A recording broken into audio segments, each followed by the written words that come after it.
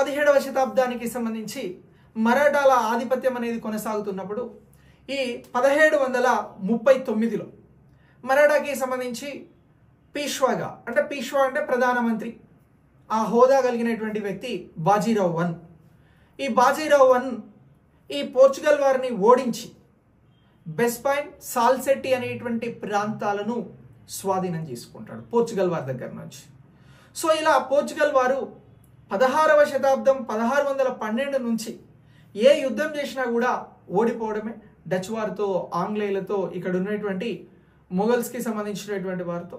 So ఇలా చాలా చోట్ల స్థావరాలను ఏర్పాటు చేసుకున్నటువంటి వీరు వారి ఆధిపత్యాన్ని కోల్పోతారు. ఇక మొట్టమొదటిసారి 1498లో భారతదేశంలో అడుగుపెట్టినటువంటి పోర్చుగల్ వారు చిట్ట చివరిగా మళ్ళీ భారతదేశాన్ని వదిలి వెళ్తారు. దీనికి కూడా ఒక ఆపరేషన్ జరిగింది. దీన్నే మనం ఆపరేషన్ విజయ్ అని అంటాం. భారతదేశానికి ప్రధానమంత్రిగా వ్యవహరించినటువంటి జవహర్లాల్ నెహ్రూ గారు 1961లో ప్రధానమంత్రిగా ఉన్నటువంటి సమయంలో ఈ గోవా, ఇప్పుడున్నటువంటి స్టేట్ గోవా, అలాగే యూనియన్ టెరిటరీగా ఉన్నటువంటి డామండయ్యు ప్రాంతాలు పోర్చుగల్ వారి పరిధిలో ఉంటాయి. మనకి స్వతంత్రం వచ్చిన తర్వాత కూడా ఆ ప్రాంతాలను ఇవ్వండి అని చెప్పేసి మన భారతీయులు శాంతియుతంగానే అడుగుతారు, మన నాయకులు.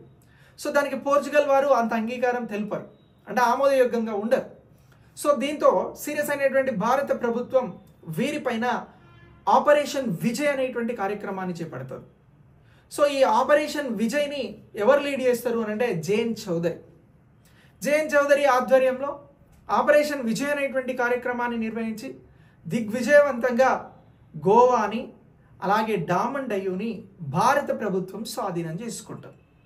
సో ఇలా మొట్టమొదటిసారి యూరప్ ఖండం నుంచి మొట్టమొదటిసారి సముద్రానికి అనుకుని భారతదేశానికి వచ్చినటువంటి పోర్చుగల్ వారు 1498లో వస్తే చిట్ట చివరిసారి 1961లో ఆపరేషన్ విజయ్ ద్వారా భారతదేశాన్ని వదిలి పూర్తిగా వెళ్ళిపోతారు.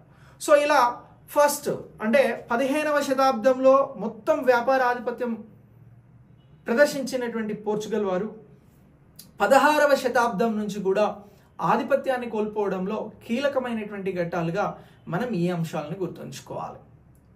సో సాల్వే యుద్ధం, అలాగే గల్ఫ్ ఆఫ్ హర్మూజ్ని కోల్పోవడం, కొచ్చిని కోల్పోవడం, కాసిం ఖాన్ వీరిని హుగ్లీ నుంచి పంపించడం, జహాంగీర్కి సంబంధించినటువంటి సేనలు చిట్టాగాంగ్ నుంచి పంపించడం, ప్రిన్సెస్ బ్రిగాంజా కోసం, క్యాథరిన్ బ్రిగాంజా కోసం ముంబైని కోల్పోవడం, ఇవన్నీ పోర్చుగీస్ వారికి సంబంధించిన ముఖ్యమైనటువంటి వారి పతనానికి సంబంధించినటువంటి కీలకమైనటువంటి ఘట్టాలుగా మనం గుర్తించాల్సి ఉంటుంది.